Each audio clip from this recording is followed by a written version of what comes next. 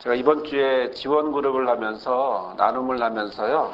가장 인상적인 표현을 하나 들었습니다. 그 말이 무슨 말이냐면 내가 나한테 속았어요 라는 표현이에요.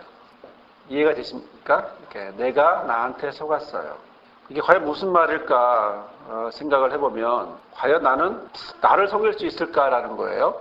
과연 내가 나를 속일 수 있을까? 또 내가 나를 또 속인다면 어떻게 속일 수 있을까라는 생각을 한번 해보게 됐습니다. 가능할까요? 과연 내가 나를 속일 수 있을까요? 여러분들은 어떻게 생각하세요? 저 이렇게 생각을 해봤는데요. 그분과 이야기하면서도 이렇게 나누게 되었는데 내가 어떤 사람을 보게 됩니다.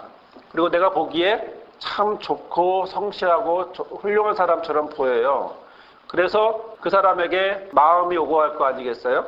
사람이 좋으니까 마음을 주겠죠. 그런데 시간이 지나니까 좋았던 그 사람이 처음에 그 모습이 아닌 거예요. 시간이 지나면서 점점 실망되는 모습을 갖게 되고 또 처음에 보았던 그 모습은 사라지고 온데간데 없는 거죠. 예를 들어 참 저 사람은 시간을 잘 지키는 사람이야 라고 생각했는데 그게 아니고 그날만 잘 지킨 거였어요. 내가 보는 그날만 잘 지킨 거야. 보니까 그 다음부터 계속 시간을 잘 안 지키는 거예요.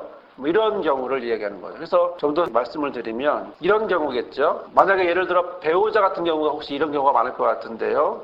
사람이 한 사람을 만나서 결혼을 하게 되면 그 결혼하는 그 사람에게 결혼하기로 결정을 내릴 때는 무엇 때문일까요? 그 사람이 좋아진 거죠. 그 사람이 좋아지고 마음에 들고 그래서 결혼을 했는데 결혼하고 보니까 전혀 그렇지가 않은 모습을 발견하게 되는 거죠. 물론 남자가 보기에 여자만 그런 것이 아니고 여자가 보기에 남자만 그런 게 아니라 이것은 보면 쌍방에 서로 주고받는 그런 모습인 것을 이제 보게 되는데요. 또 하나의 경우로 생각해 봤는데 그거는 뭐냐면 자식을 키우는 경우에 자녀들에게도 경우에 그런 경우가 많을 것 같아요. 많은 부모님들이 자기 자녀들에 대해서 뭐라고 생각하냐면 우리 자녀들은 굉장히 착하다고 생각해요. 내 자녀가 악하다, 내 자녀가 나쁘다 이렇게 말하는 사람들은 없는 것 같아요. 예를 들어 날벼락 같은 소식을 전화 듣죠. 전화가 왔어요. 경찰관이라는 거예요. 경찰서라는 거예요. 지금 당신 아들이 당신 딸이 여기 있으니까 오라고. 가서 보면 10중 8구 뭐라고 말하냐면 뭐라고 말할까요? 우리 애는 착한데 친구를 잘못 만났어요. 꼭 그렇게 얘기를 해요. 신기하죠.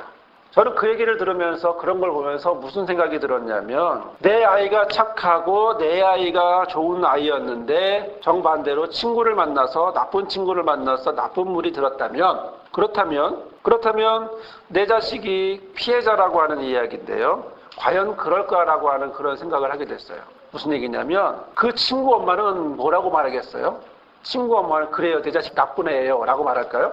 근데 친구 엄마도 마찬가지예요. 친구 엄마도 내 자식은 착한데 지금 나쁜 친구 만났어요. 서로 그런단 말이죠. 그러면 누가 나쁜 아이고 누가 착한 아이죠? 헷갈리는 거죠. 또 이런 생각을 해봤는데요. 착하다 그러면 왜 나쁜 아이와 사귀었을까? 이런 생각을 해보게 되는 거예요. 내가 생각하는 남편과 아내, 내가 생각하는 자녀, 바로 이런 모습을 보면서 우리가 느끼는 것은 내가 판단하고 생각하고 그리고 느낀다라는 거예요. 자, 왜 이런 일이 있을까? 우리가 보면 어떻게 자기 자신에게 자기를 속인다라고 하는 말과 연결이 돼서 우리가 생각해 볼 수 있습니다. 무슨 말이냐면 여기에는 과정이 있는 것 같아요. 첫 번째 과정은 뭐냐면 판단이라는 거예요. 두 번째는 믿음이라는 것이고요. 세 번째는 선택이라고 하는 것입니다. 아까 같은 경우에 연결해서 말씀을 드린다면 예를 들어 한 여자가 배우자를 선택합니다. 이런 과정을 밟게 되죠. 과거에 아버지로부터 너무 싫은 모습이 있어요. 아버지의 모습을 보면서 이 모습은 정말 싫어 라고 생각을 하게 되면 뭘 하게 될까요? 결심을 하겠죠. 내 남편은 내가 앞으로 만날 남편은 저런 모습이 절대 없었으면 해 라고 말을 한다면 그런데 결혼할 사람들을 찾아볼 때 무엇을 정하겠습니까? 무슨 기준이 만들어지겠습니까? 바로 그 문제가 기준으로 된다는 거죠. 그래서 사람을 만났어요. 그래서 그 부분은 없는 거야. 그 부분은 없으니까 너무 기분이 좋아. 그래서 정말 그렇게 믿고 생각하고 결혼을 하게 되었는데 결혼하고 보니까 처음에 아닌데 시간이 지나 흘러서 어떻게 봤더니 나중에 정말 그 모습이, 내가 싫어했던 그 모습이 아니면 더 다른, 더 심한 모습으로, 또 다른 모습으로 그 남편이 그런 모습에 빠져 있는 걸 보게 되면 우리는 너무나 충격을 받고 정말 여기서 피하려고 했는데 결국은 거기에 또 빠졌구나라고 하는 그런 안타까운 모습을 보게 되죠. 여기에 우리가 세 가지의 모습이 있습니다. 첫 번째가 판단이고, 두 번째가 믿음이고, 세 번째가 선택이라는 것인데요. 자, 자기 눈에는 자기가 원하지 않은 그 모습, 바로 원하지 않은 그 모습이 내가 만나는 그 남자에게서 찾을 수 없는 겁니다. 내가 원하지 않았던 그런 모습이 내 남자에게서 보이지 않았습니다. 그래서 속으로 생각합니다. 아, 내 남자에게서는 그런 게 없어 라고 생각하고 뭘 합니까?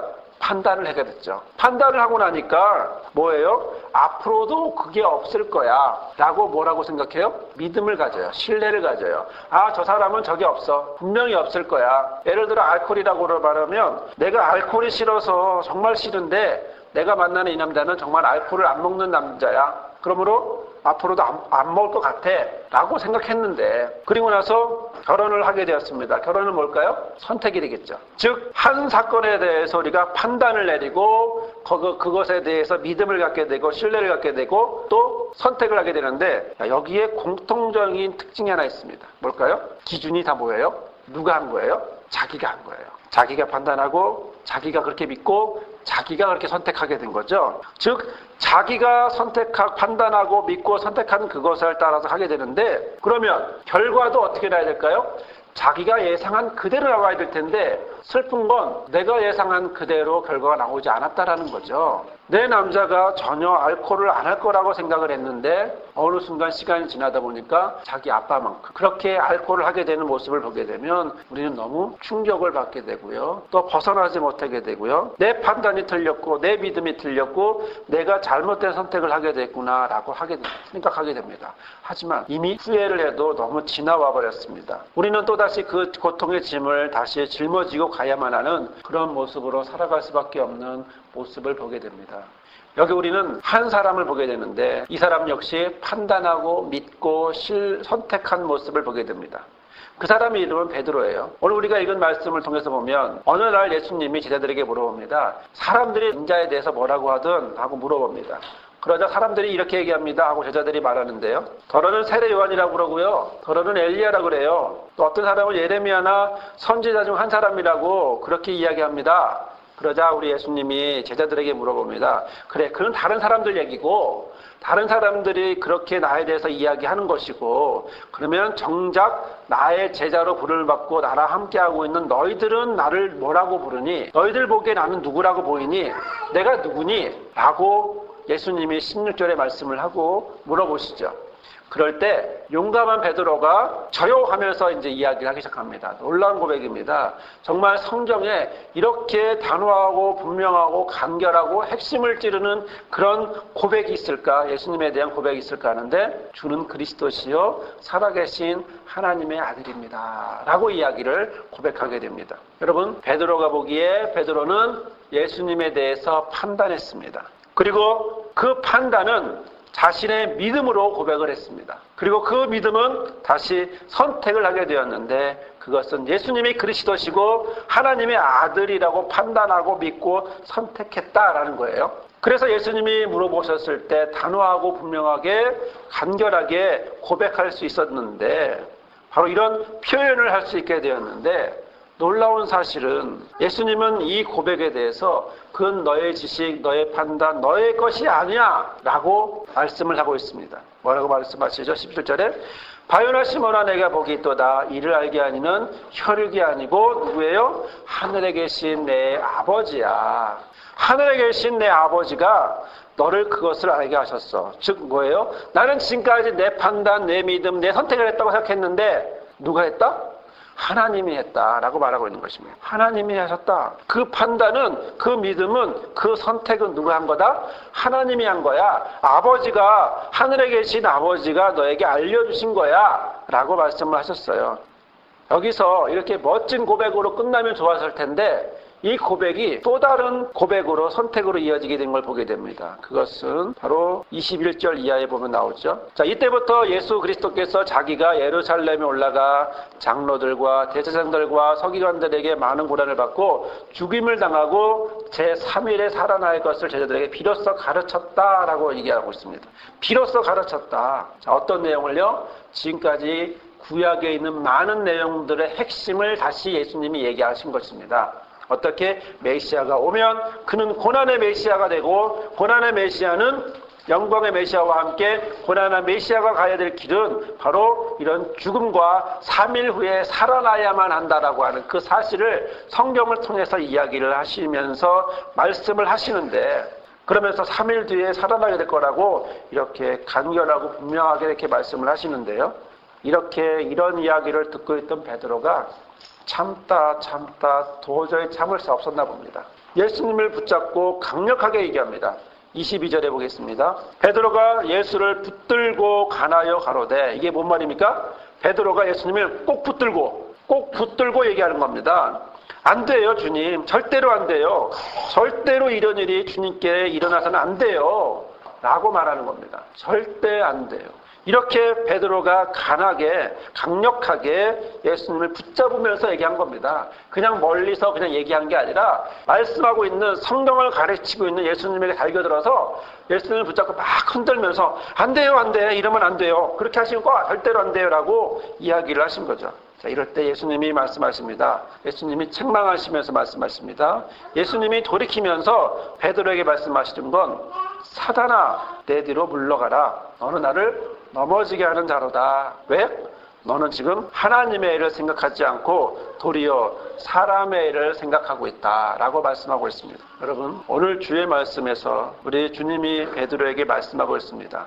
아까 고백은 그래 너의 고백은 너무나 훌륭하다 하지만 그것은 네가 한 게 아니라 하나님이 알려주신 거야 라고 말하지만 또 하나의 고백은 뭐라고 말합니까? 사탄아 물러가라 이렇게 말하고 있어요. 사탄아 물러가라. 이렇게 보면 한 사람의 판단이, 한 사람의 믿음이, 또한 한 사람의 선택이 전혀 다른 결과가 있었음을 보게 됩니다. 하나는 하나님이 하셨다고 말하고 하나는 사탄이라고 말하는 바로 이런 정반대의 결과를 보게 되는데 과연 어떻게 이런 일이 일어날 수 있을까라는 것입니다. 무엇이 이렇게 하게 되었을까라는 겁니다. 어떤 모습이 이렇게 가능하게 이런 모습을 하게 되었을까라는 것입니다. 그러나 이런 모습이 실제로 베드로에게 한 번으로 끝나는 것이 아닙니다. 계속해서 반복이 되고 있는데 또 하나의 극한 상황은 뭐냐면 예수님이 잡히시던 날 밤에 뭐라고 말합니까? 나는 끝까지 당신을 예수님을 따르겠습니다. 라고 말합니다. 끝까지 예수님을 따르겠다고 말하는데 베드로가 예수님 뭐라고 말합니까? 닭이 울기 전 3번 네가 나를 모르다고 부인할 거야. 실제로 그렇게 된다는 거죠. 저는 이 베드로의 모습을 보면서 지금 놀랍게 칭찬을 받으면서도 또 하나 책망을 받듯이 또한 이 사람의 모습을 보면 이 사람의 삶의 모습을 보면 이렇게 극으로 왔다 갔다 하는 이런 모습을 보게 됩니다. 물론 분명한 것은 이런 모습이 어디 베드로에게만 이렇게 국한된 모습이겠어요? 저와 여러분에도 이런 모습은 너무나 많습니다. 일상적인 모습이죠. 또 평상적인 우리의 모습이기도 합니다. 내가 매일매일 순간순간 어떤 사건에 대해 판단하고 믿음으로 고백하고 그리고 하나님의 것을 뜻이라고 생각하며 선택한다고 하지만 그러나 어느새 그것이 나의 판단이 되어버리고 나의 믿음이 되어버리고 또 나의 선택이 되어버리는 그런 모습이 될 때가 얼마나 많은지 우리가 우리의 삶을 뒤돌아보면 저와 여러분의 내 자신의 삶을 뒤돌아보면 이런 모습을 너무나 잘 발견하게 됩니다. 하지만 놀라운 것은요.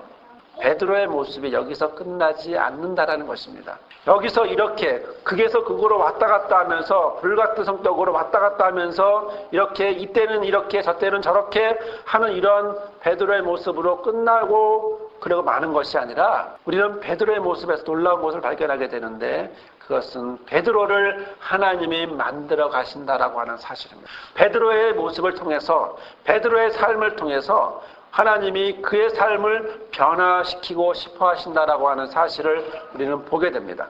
극에서 극으로 혼란 속에서 왔다 갔다 하는 이 베드로가 후에 성령을 받고 사도도 되고 사도의 삶을 살고 또 순교하면서 바로 이런 순교하는 삶을 사는 걸 보면서 우리는 놀람을 금할 수 없고요. 또 베드로 서신이라고 하는 것을 자세히 보면 이런 전체적인 베드로의 모습이 그대로 나와 있음을 보게 됩니다. 물론 이 베드로의 어떤 다혈질적이고 또 극적인 이런 모습이 완전히 없어진 건 아니에요. 베드로 전서, 베드로 후서를 이렇게 보면 그 성향의 성격의 내용들이 그대로 남아있고 그대로 나타납니다. 그래서 베드로서를 보니까요, 그런 모습들이 정말 이렇게 극단적으로 표현하는, 불같은 표현으로 말하는, 그리고 이거냐 저거냐 단호하게 말하는 이러한 성향들의 모습이 베드로 전후서에 분명히 나오는데요. 저는 오늘 우리가 읽었던, 오늘 우리에게 주시는 말씀과 연결해서 베드로 전서와 후서에 있는 말씀을 우리가 한번 보고자 합니다. 그 중에 우리가 많은 것을 보기는 그렇고 우리가 주부에 나와 있는 대로 베드로 후서의 한 말씀과 베드로 전서의 한 말씀을 보게 하는데요. 자, 20절에 1장 20절에 보면 먼저 알 것은 정의 모든 성경은 사사로이 풀 것이 아니니 예언은 언제든지 사람의 뜻으로 낸 것이 아니요 오직 성령의 감동으로 감동하심을 입은 사람들이 하나님께 받아 말한 것입니다. 라고 말하고 있습니다. 무엇과 연결되겠습니까? 아까 우리가 읽었던 주는 그리스도시요 살아계신 하나님의 아들입니다. 라고 말할 때 그래 이것은 네가 한 게 아니라 혈육이 한 게 아니라 누가 하늘에 계신 아버지가 알려주신 거야 라고 말했던 말씀과 똑같죠. 베드로는 예수님의 말씀을 너무나 잘 기억하고 있습니다. 그래서 이야기하는 것은 21절에 있는 내용처럼 말씀은 언제든지 사람의 뜻에서 나온 것이 아니라 사람들이 성령이 끌려서 하나님께로부터 오는 말씀을 받아서 해야 한다라고 말하는 그런 베드로의 고백을 보면서 그때 이 기억이 바로 베드로 후서 1장에 그대로 기억하고 있음을 보게 됩니다. 바로 예수님의 그 말씀이 이것은 네가 한 게 아니라 하나님에 계신 내 아버지가 해주신 거야 라고 말했던 이 모습을 통해서 결국 예수님의 모습은 바로 베드로가 깨닫게 된 것은 바로 사사로이 인간의 뜻으로 내가 내 뜻으로 할 것이 아니라 누구 뜻으로? 하늘로부터 오신 말씀을 받아서 성령이 끌려서 해야 된다라고 하는 사실을 고백하고 있는 것입니다. 두 번째는요, 우리가 읽었던 그리하지 마시라고 결코 그러면 안 된다고 말렸을 때 베드로에게 사탄아 물러가라 너는 나를 넘어지게 하는 자다라고 말씀하셨던 주의 말씀에서 우리는 볼 수가 있는데요. 그것은 베드로전서 5장 8, 9절입니다. 근신하라 깨어라 너의 대적 마귀가 우는 사자같이 두루다니며 삼킬 자를 찾나니 너희는 믿음을 굳게 하여 저를 대적하라. 이는 세상에 있는 너희 형제들도 동일한 고난을 당하는 줄 알미니라.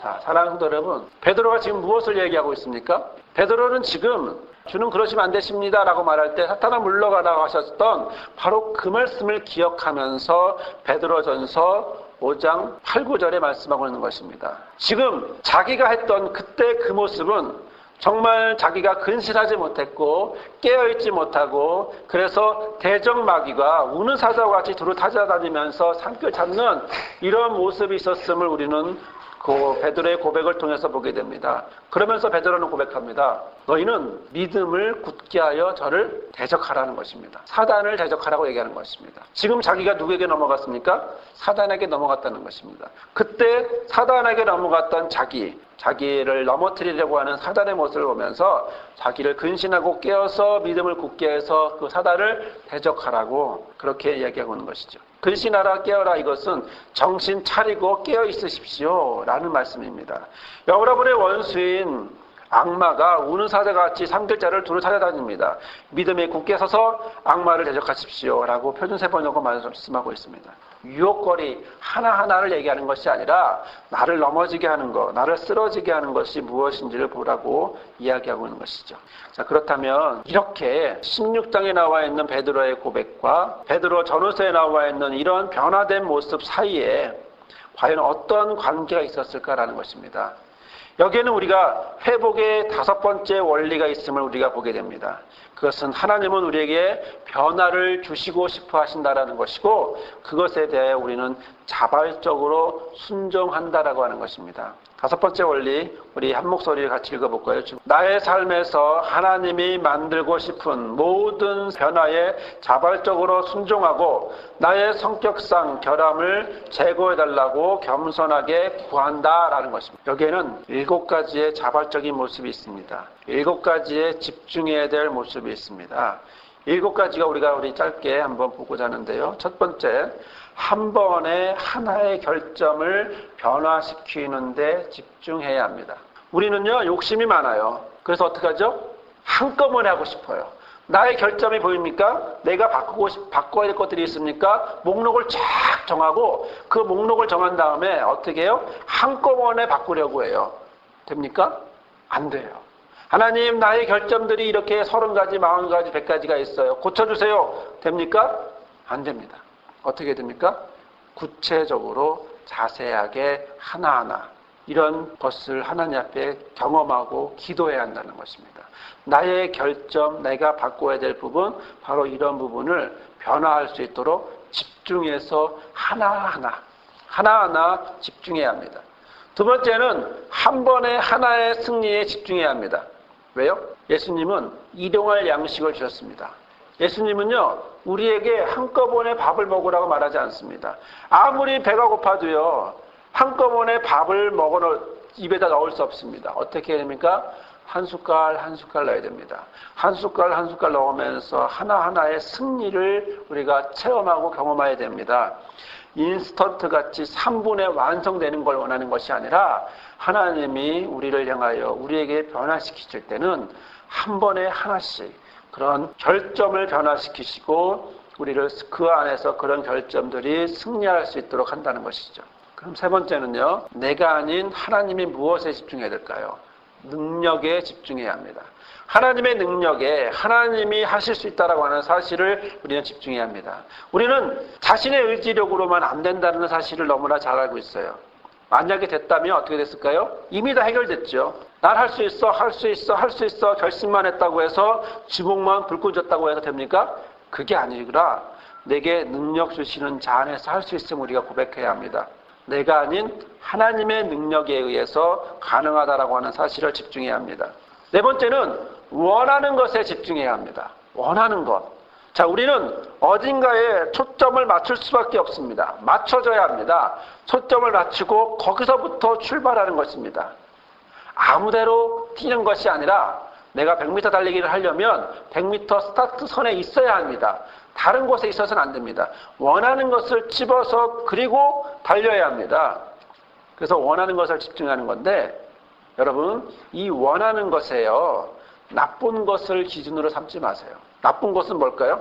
나는 어디에 빠지지 않을 거야. 나는 어디에 안 빠질 거야. 나는 알코올에 빠지지 않을 거야. 나는 도박에 빠지지 않을 거야. 나는 어떤 다른 것에 빠지지 않을 거야. 이런 것의 기준으로 삼지 마세요. 왜냐하면 그것이 집중하다 보면 그게 기준이 돼서 그것에 더 큰 영향을 받아요.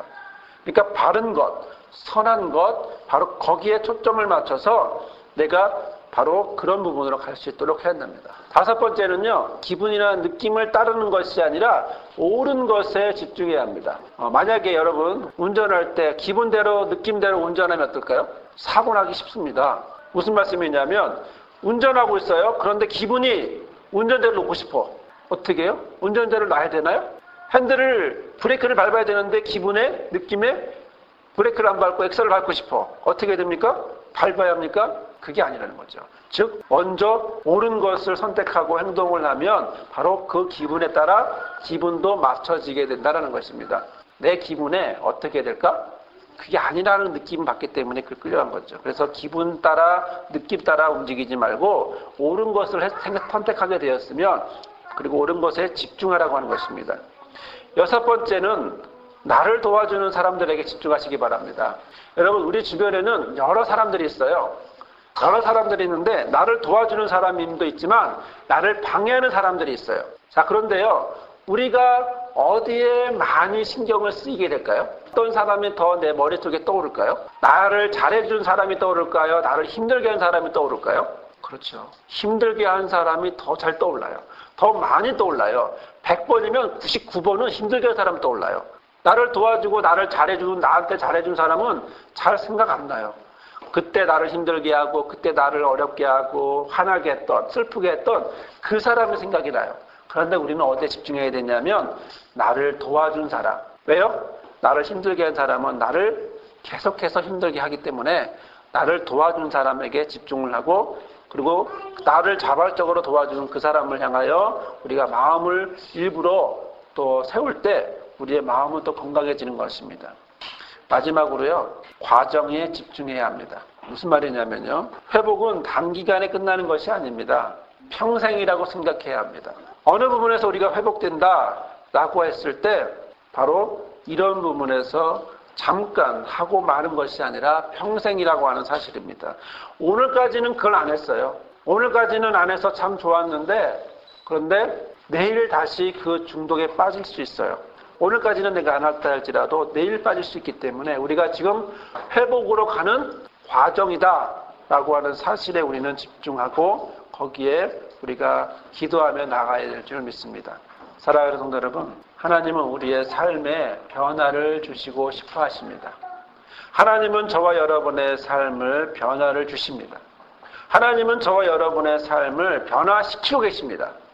베드로가 욱하고 그리고 극단적으로 왔다 갔다 움직이는 이 베드로가 훗날 성령 받아 변화되고 사도가 되고 순교하고 그리고 베드로 전후서라고 하는 놀라운 성경을 기록했던 것처럼 바로 그 성경 구절에서 보다시피 바로 베드로를 어떻게 인도하셨는지를 우리는 보게 된 것처럼 바로 그런 과정, 순간순간, 그러나 이것이 한꺼번에 이루어졌습니까? 이것이 어느 초점에 확 뒤집어져서 베드로가 바뀌었습니까? 아니요. 베드로는 한 번에 하나씩 자신의 결점을 보완했고요. 자신을 승리하도록 이끌어갔고요. 또 자기 능력이 아닌 하나님의 능력이었음을 고백하게 되었고요. 또 나쁜 것이나 악한 것이 아닌 바로 선한 것, 옳은 것에 집중하였고요. 또 기분이나 느낌에 따라다니는 것이 아니라 옳은 것을 집중하고 그리고 자기 원하는 것에 집중하고 옳은 것을 집중하고 그리고 나를 도와주는 자들을 향해 또 복음과 함께 복음으로 나아갈 바로 그런 사람들을 향하여 나갈 것을 보게 됩니다. 베드로서에서 보니까요, 바울을 칭찬해요. 베드로하고요, 바울하고요 서로 사이가 안 좋아요. 사도행전에 보면. 그런데 베드로가 바울을 향하여 칭찬합니다. 무슨 얘기입니까? 나쁜 사람에 집중한 게 아니라 도와준 사람, 복음과 함께 할 수 있는 사람에게 집중했기 때문이에요. 자, 과정에 집중하고요. 이런 7가지의 모습이 베드로의 모습을 통해서 바꾸시는, 삶의 변화를 일으키시는 모습을 보게 됩니다. 이럴 때 우리는 무엇이 필요합니까? 자발적인 응답이 필요합니다. 자발적인 순종이 필요합니다.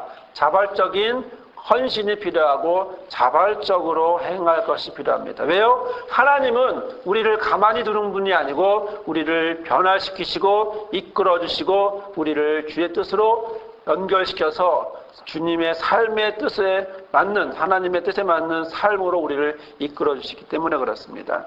하나님은 100% 전적인 은혜로 우리를 이끌어주십니다. 그럴 때 우리가 할 것은 바로 자발적으로 예스, 자발적으로 순종하고 자발적으로 응답하고 그렇게 나아가는 모습입니다. 오늘 베드로의 모습처럼 우리가 점점점 하나하나 순간순간 매일매일 조금씩 그러나 결국에는 하나님의 도우시는 손길 따라 변해가는 또 자발적으로 고백하며 나가는 저와 여러분이 되기를 주님의 이름으로 축원합니다. 아멘. 사랑의 하나님, 주께서 우리를 변화시키시고 우리를 이끌어줄 줄 믿고 감사를 드립니다. 하나님의 은혜가 베드로 귀한 사람을 하나님의 사도로 세우시고 주의 뜻대로 움직이시게 한 것 같이 아버지 이 시간 우리의 삶을 주장하시고 인도하여 주시옵소서. 주께서 그를 변화시킨 같이 우리도 변화시켜 주시고 또한 우리의 삶을 주장할 줄 믿사오니 하나님 한 번에 하나의 결점을 변화시키는 데 집중하게 하시고 또한 한 번에 하나의 승리에 집중하게 하시고 내가 아닌 하나님의 능력에 집중하게 하시고 원하는 것에 집중하게 하시고 기분이나 느낌이 아닌 옳은 것에 집중하게 하시고 또한 나를 도와주는 자들에게 나를 도와주는 사람에게 집중하게 하시고 이 모든 것이 과정임을 깨닫고 과정에 집중할 수 있는 우리 모두가 되게 하여 주시옵소서. 이러한 삶을 통하여 우리의 자발적인 하나님의 변화의 삶을 우리가 자발적으로 응답하며 귀한 열매가 맺어지는 삶이 되게 하여 주옵소서. 예수님의 이름으로 기도드립나이다. 아멘.